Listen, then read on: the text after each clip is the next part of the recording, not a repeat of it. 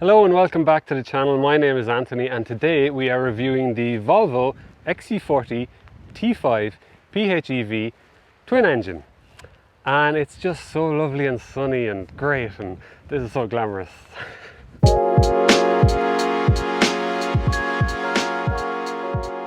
Now before we move on, I would like to draw attention to the colour because it has demanded a lot of attention from people and it has surprised me. It's called Pebble Grey. And I hope the camera picks up just how deep and glossy it is, because for all intents and purposes it's basically just like an antique bronze, but it has demanded a surprising amount of attention from people. Okay, let's look around the rest because this is just miserable. So you join me in the boot of the Volvo and I'm just in here to get out of the rain once again. The joys of Ireland. Huh? So we have 460 litres of space in this bit. If you fold the seats flat, which I think I can do here. Oh yeah, 1 and 2.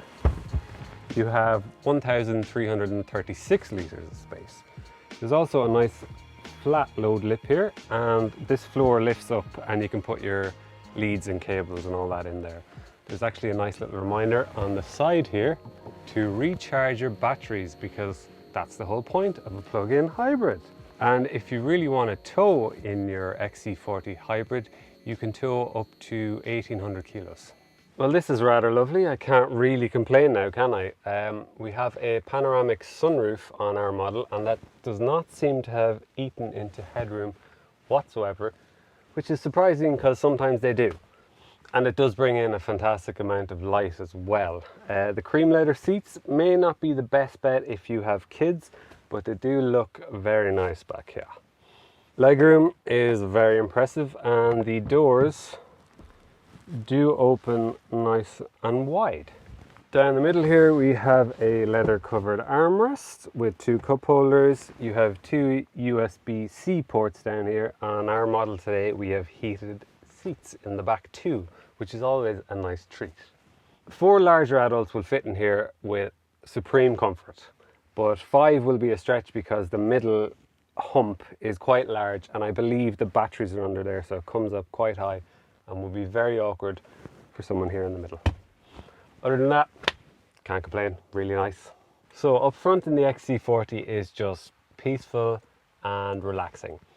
It reminds me of a Danish word. Now I know this is a Swedish car and I'm probably going to butcher this word, but hygge. Yeah, hygge. It's just calm, cozy, charming and special. I can't really explain it, but it kind of just pulls the aggression out of you and settles you down and keeps you calm. The tactility of everything is very impressive too.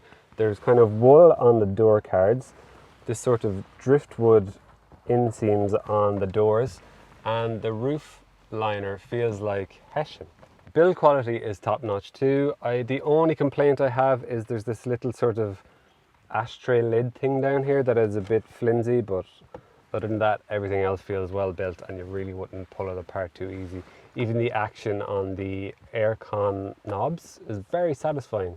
Practicality is pretty well covered too. You have cup holders, armrest, decent sized door bins, actually very massive door bins, and the glove box is small though, so maybe keep that in mind if it's something you do use a lot. There is wireless charging on our car today and 2 USB ports up front and a 12-volt charger. The infotainment is typical Volvo and it's in that portrait mode. It's pretty good, wouldn't have any massive complaints. Sometimes you do have to learn a couple of the tricks to it, but that's typical of most infotainments now.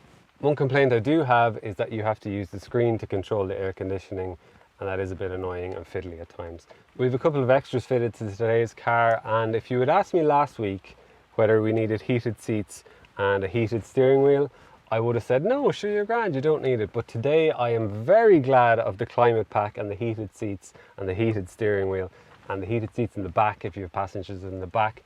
On a miserable wet day like today, they are greatly appreciated. So pricing, well, you can get yourself into an XC40 petrol for about 38,000 euro. The hybrids are a bit of a jump in price, so they kind of start around 55, and that's before grants.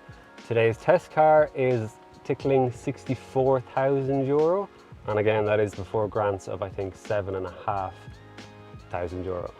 So it is pricey, but I do like it a lot. I really like this car. It's impressed me a lot all week, and I think for the money, it might be the best out there, but that's up to you, isn't it?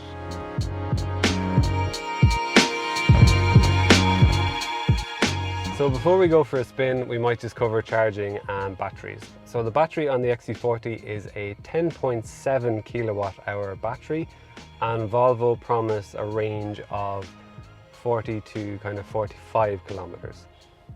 I've been getting maybe 35, and I think if you did the right type of driving, you could push those higher numbers.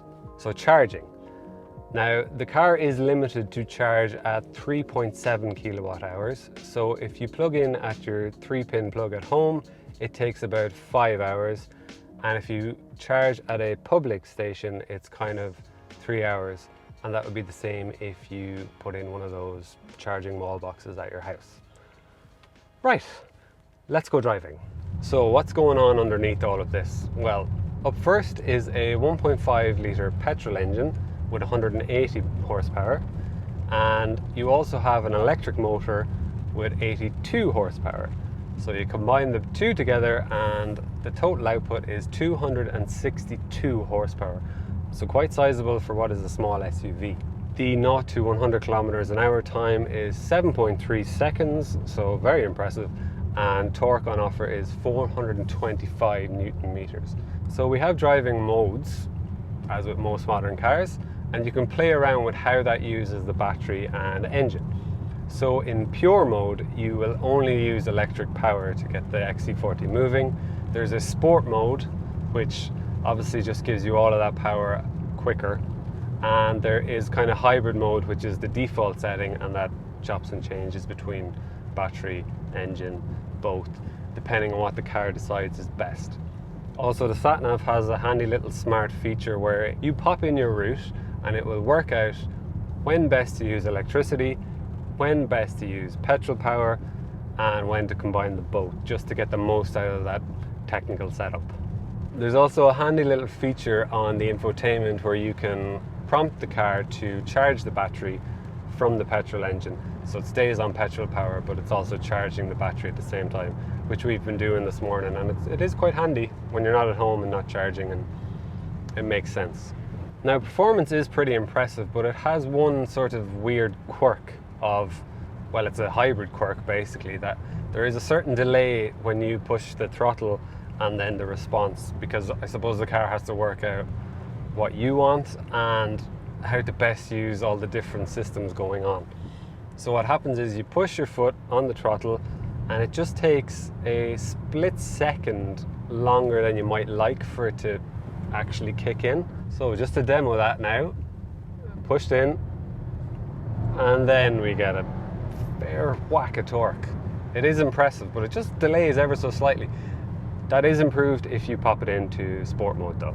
In terms of handling, well, sometimes you want cars to be talkative and communicative and feed back to you what's going on. The Volvo is basically mute. I haven't a clue what is going on in the steering most of the time. It's incredibly light, but you know what? It actually suits the character of the car, and it hasn't annoyed me at all, really. It's nice and relaxing, and once again, hygge, calm, cozy. So finally, we'll have a chat about fuel economy, because it's always a contentious issue with hybrids. The quoted figure from Volvo is 2.1 litres per 100 kilometres, and that's obviously based on best situations, and I don't think you're ever really going to get that. But at the same time, if you are really disciplined and you charge the car every day and you only do short miles and it's only in town, in theory it could function like an electric car and you never use any petrol. So it's kind of a trade-off. So the quoted figure we got from the computer is 7.3 litres, and that's over the 4,000 kilometres that are on this car. I obviously don't know how everyone else drove it, and I don't know how much they committed to charging, but if you do, you can get better figures than that, that's for certain.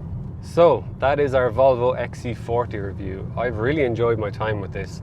It's got a sense of, it knows what it is, and it's not trying to be anything that it's not, if that makes sense. And there's something very satisfying about that. And I've really enjoyed this car. It's very impressive.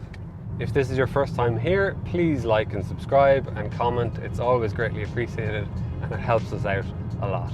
If you'd like to search Cars Ireland for an XC40, please do click on the link above, and hopefully we'll see you again next week for another review. Thank you very much.